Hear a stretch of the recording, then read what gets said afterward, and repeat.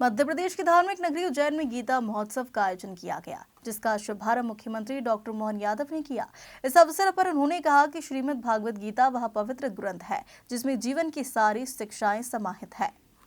मध्य प्रदेश की धर्म नगरी उज्जैन में 1 से 3 दिसंबर तक अंतर्राष्ट्रीय गीता महोत्सव का आयोजन किया जा रहा है। सोमवार को गीता जयंती के अवसर पर मुख्यमंत्री डॉक्टर मोहन यादव ने गीता महोत्सव का शुभारंभ किया। गीता महोत्सव का शुभारंभ करते हुए सीएम डॉक्टर मोहन यादव ने कहा कि श्रीमद् भागवत गीता मानव जीवन का ऐसा शाश्वत ग्रंथ है जो विपरीत परिस्थितियों में भी धैर्य, संतुलन और कर्तव्य परायणता का मार्ग दिखाता है। श्री कृष्ण का जीवन उदाहरण है कि चुनौतियों के बीच भी मुस्कुराते हुए आगे बढ़ना ही सच्चा कर्मयोग है और हम सदियों से गीता जी से जीवन पथ की सही दिशा, प्रेरणा और शक्ति प्राप्त करते आए हैं।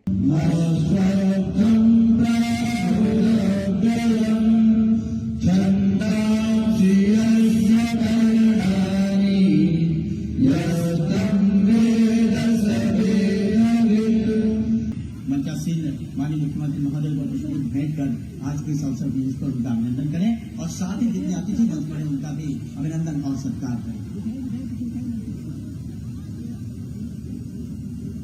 माननीय डॉक्टर तिवारी जी विविध भारत न्यास के सचिव हैं, स्वागत करते हैं माननीय मुख्यमंत्री महोदय का। कृष्णम वंदे जगत और सभी मंचासीन अतिथियों का सत्कार करते हुए आदरणीय तिवारी जी, ये बहुत ही गौरव की बात है कि भगवान श्री कृष्ण की ज्ञानस्थली उज्जैन से अंतर्राष्ट्रीय गीता महोत्सव के माध्यम से संपूर्ण भारतवर्ष में ये प्रकाश अब फैलने वाला है, जो इसका प्रारंभ हो चुका है।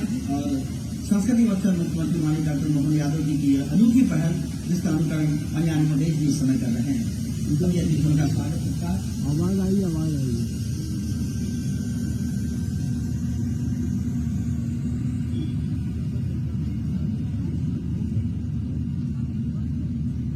अपने जीवन को परिष्कृत करने के लिए, अपनी प्रज्ञा प्रतिभा को और बढ़ाने के लिए श्रीमद् भागवत गीता से बढ़कर कुछ भी नहीं है। मैं सभी का स्वागत करते हुए, समय की अपनी विवशता है, मैं बहुत आदर के साथ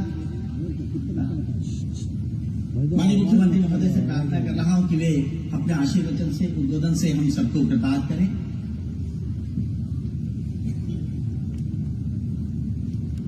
और सब एक बार आप जोरदार तालियां बजाकर हर्ष प्रकट करें।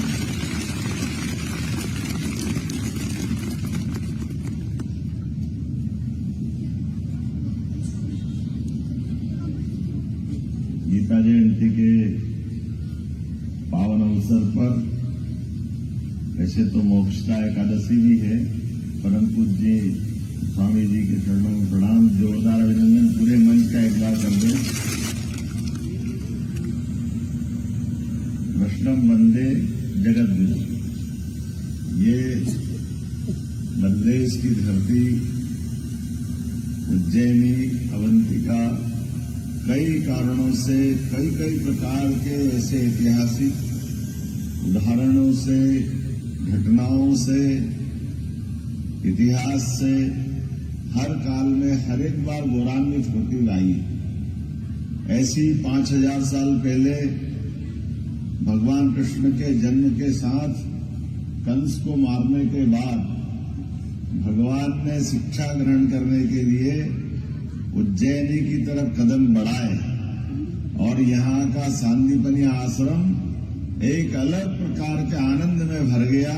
वो एहसास उस काल के लिए भी हमारे लिए गौरवान्वित करने वाला है, जब अमीर गरीब सबके लिए हमारे आश्रम खुले होते, सबको समान रूप से शिक्षा मिलती, तो एक अलौकिक व्यक्तित्व और एक बहुत अलग प्रकार के घटनाक्रम से निकल के आने वाले भगवान कृष्ण, बलराम, वो भी शिक्षा पा रहे हैं। और एक उनके मित्र सुदामा, जिनके बारे में बताने की जरूरत नहीं, वो अपनी विपन्नता के बावजूद भी उसी आश्रम में शिक्षा ग्रहण कर रहे हैं। और हमारे लिए उस घटनाक्रम के भी कई इतिहास, लेकिन भगवान कृष्ण के जीवन की तरफ अगर देखें तो वो हमको सदैव प्रेरणा देते हैं।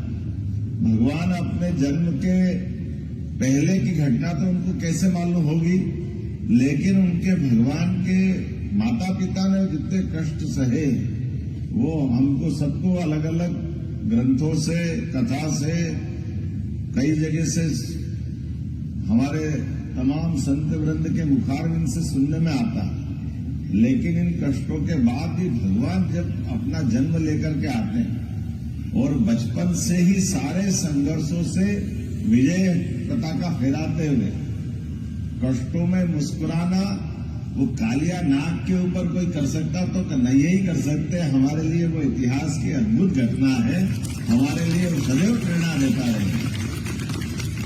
सांप के फन पे कोई नृत्य करे और मुस्कुराए, ये तो कन्हैया ही कर सकते। और कंस को मारने के बाद कुर्सी के बजाय पढ़ने को महत्व देना, ये हमारे विद्यार्थियों के लिए, सबके लिए जीवन में सबक है कि वो न केवल शिक्षा के प्रति अपना भाव बढ़ाते हैं, बल्कि एक तरह से जब शिक्षा दिखती है तो कुर्सी भी तैयार थी, सिंहासन भी तैयार था।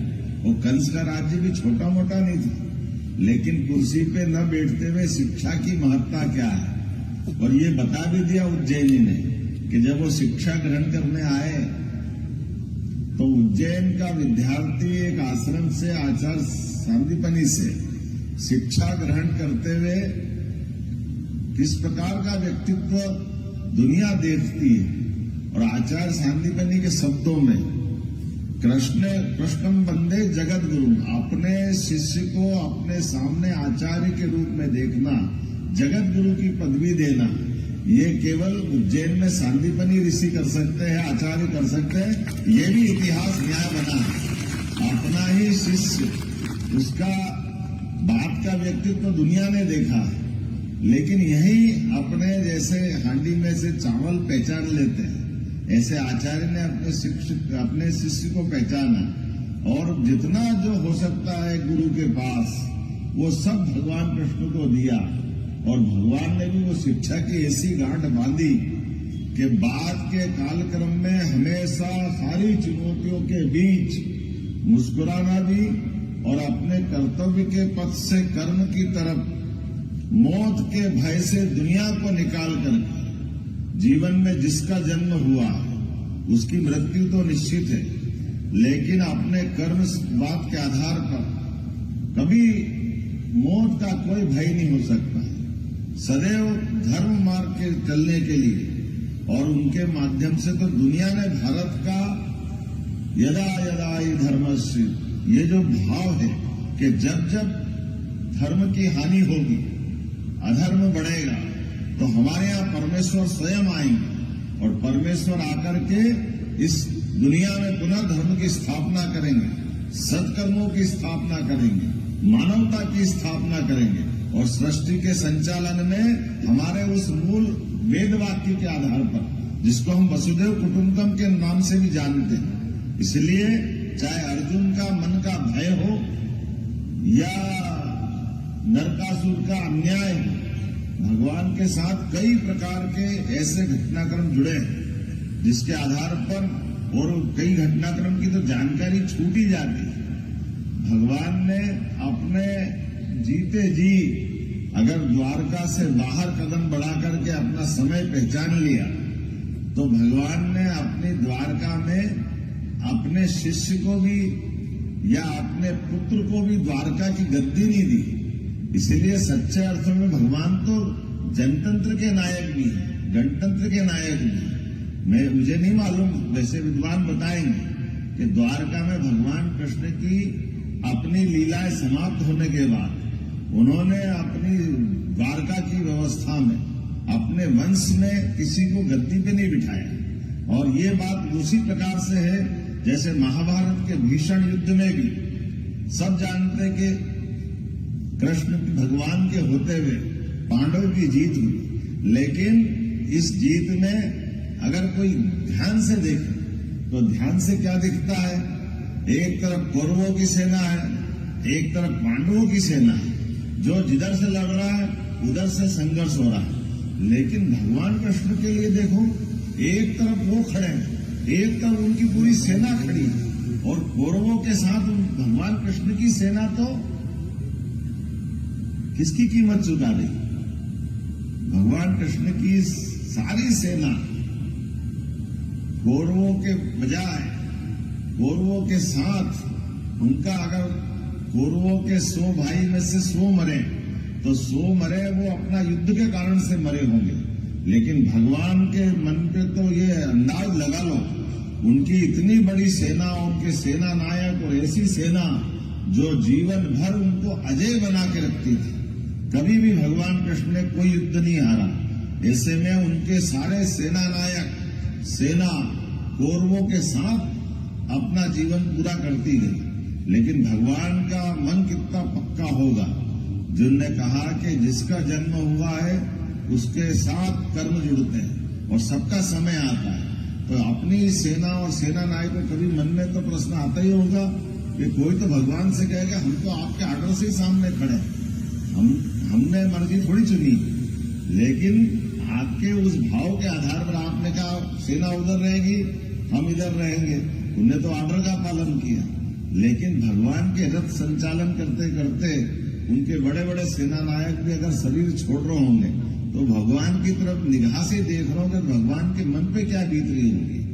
यही कर्मवाद के आधार पर भगवान अपना विराट व्यक्तित्व का जीवन भर अलग प्रकार से दिखते रहे। इसी को हम भगवान कृष्ण को कालिया नाग पे देखते हैं, इसी को महाभारत के भीषण युद्ध में पाते हैं, इसी को अन्याय के प्रतीक नरकासुर को मारने में पाते हैं, इसी को कदम कदम पे पांडवों की व्यवस्थाओं के आधार पर धर्म मार्ग चलने के लिए। मैं आज के इस अवसर पर गीता जयंती की जब बात आती है, पवित्र गीता तो वाकई में इतना पवित्र ग्रंथ जिसमें सब कुछ है। गीता जी के लिए वाकई गीता से बढ़ के कोई ग्रंथ नहीं। अंतर्राष्ट्रीय गीता महोत्सव मध्य प्रदेश सरकार की तरफ से मनाने के लिए मैं हमारे अपने यशस्वी प्रधानमंत्री का जोरदार अभिनंदन करें, श्रीमान नरेंद्र मोदी जी, जिनके माध्यम से 2020 में शिक्षा नीति पुनः संशोधित रूप में आई और इस संशोधित रूप से आने के बाद अब हमारे पाठ्यक्रम के अंदर भी हमें गर्व है, हमने गीता जी को भी महत्ता दी है और गोपाल कृष्ण की लीलाओं को भी महत्ता दी है। हमको अगर इन आदर्शों से ही सीखना है तो उसमें क्या आपत्ति हो सकती है। हमारे लिए धर्म के माध्यम से जीवन के मर्म को समझने के लिए मौका मिलता है। हम किसी की बुराई नहीं कर रहे, किसी के प्रति हमारा गलत भाव नहीं है, लेकिन सच्चाई की तरफ तो भाव होना चाहिए, अच्छाई की तरफ होना चाहिए और समाज के साथ जुड़ करके ये जो सारा समाज मानता तो हमको क्या संकोच हो सकता है। इसलिए हमने तो इसीलिए भक्ति योग, ज्ञान योग, कर्म योग सारी चीजों की सार अगर कहीं मिलता है तो गीता जी के माध्यम से मिलता है। और सच में गीता तो वो किताब है जो हर स्कूल के बस्ते के अंदर होना चाहिए, हर बच्चे के साथ होना चाहिए, ये हमारा सौभाग्य होना चाहिए। गीता जी के माध्यम से हमारी पीढ़ी, आने वाली पीढ़ी और खासकर तो लाइफ बैलेंस करने के लिए वाकई अद्भुत है। जितना प्रैक्टिकल ज्ञान गीता जी देती है, इतना सुंदर वर्णन है। और ये 15वां अध्याय जिसका पारायण होगा, इसको तो पुरुषोत्तम योग कहा गया है। क्षर और अक्षर दोनों से भी ऊपर कोई है तो वो है पुरुषोत्तम। हम सब जानते हैं अक्षर हम रोज लिखते हैं और क्षर अक्षर के बीच में से भी उससे ऊपर बता दें। और भगवान की भी, भगवान ने कैसी बात बताई कि मनुष्य आत्मा लेकर के परमात्मा से हमारा जीवन अलग होता है, लेकिन अलग होने वाले जीवन में हमारे कर्म हमारे साथ रहने वाले, उस पर भगवान का अपना भाव अलग हो जाता है। अब ये बड़ा मुश्किल जाता है कि मेरे कर्म मेरे साथ रहे, मैं भगवान की आत्मा भी तो परमात्मा का हिस्सा है। लेकिन जैसे जल से बर्फ बनती और बर्फ बनने के बाद जल नहीं दिखाई देगा, जल गायब हो जाएगा, लेकिन जैसे ही वापस बर्फ पिघलेगी फिर जल हो जाएगा। तो सारा कर्म बर्फ के खाते में जोड़ दिया। भगवान की ऐसी बहुत सारी बातों के लिए ये पूरा मंच में हमारे सारे विद्वान संत भी विराजमान है और मैं तो केवल आपके बीच गीता जयंती के इस अवसर पर आपको बधाई देने के लिए आया हूं। और हमारी सरकार ने तय किया है, आज विधानसभा का सत्र भी है, यहाँ गीता जयंती मनाएंगे। भोपाल में भी दोपहर 2 बजे गीता जयंती के कार्यक्रम में शामिल हुआ और शाम को इंदौर में गीता जयंती के साथ हमने तय किया कि हर नगर निगम, नगर पालिका, नगर परिषद, नगरीय निकायों में गीता भवन बनना चाहिए। तो आज गीता भवन की सौगात मध्य प्रदेश को मिलेगी। हमारे इंदौर राजवाड़े के पास ये गीता भवन की सौगात के माध्यम से हमारी सभी प्रकार की गतिविधियों का संचालन करने के लिए गीता भवन से अच्छा कौन सा भवन हो सकता है, जहां पर हम अपने ऐसे सभी प्रकार के विचारों का प्रभाव भी देखेंगे। बच्चों के साथ साथ और भी बहुत सारी गतिविधियां चलेगी। लाइब्रेरी होगी, कंप्यूटर साइंस की शिक्षा की व्यवस्था होगी। कई कारण से इन सारी बातों को करने के लिए आज मैं आपसे थोड़ा जल्दी बोलते हुए विनम्रता के साथ आ जाने की अनुमति भी चाह रहा हूं, क्योंकि मुझे यहां से तुरंत विधानसभा के लिए 1 घंटा तो हेलीकॉप्टर ले ही लेगा और वहां से विधानसभा तक पहुंचने के लिए हर हालत में 11 बजे के पहले मुझे पहुंचना रहेगा। तो मैं मान के चलता हूं आप सबका प्रेम, स्नेह, आशीर्वाद बना रहेगा, महाराज जी का आशीर्वाद बना रहेगा और मेरी शुभकामना देते हुए मेरी बात को विराम देता हूं। बोले गोपाल कृष्ण भगवान की, महाकाल महाराज की। बहुत बहुत धन्यवाद। परम सम्मानी का हम सभी संस्थानों की ओर से बहुत बहुत आभार व्यक्त करते हैं कि उन्होंने आकर यहाँ पर मार्गदर्शन दिया और ऊर्जा प्रदान की। गीता जयंती के अवसर पर प्रदेश भर के 313 विकास खंडों, 55 जिला मुख्यालयों तथा 10 संभागों में आचार्यों की सानिध्य में 3 लाख से अधिक गीता भक्तों द्वारा श्रीमद् भागवत गीता के 15वें अध्याय का सामूहिक सस्वर पाठ किया जा रहा है। मुख्यमंत्री इंदौर के ऐतिहासिक राजवाड़ा क्षेत्र स्थित गोपाल मंदिर परिसर में मध्य प्रदेश के पहले गीता भवन का लोकार्पण करेंगे। Bureau report, Ujjain.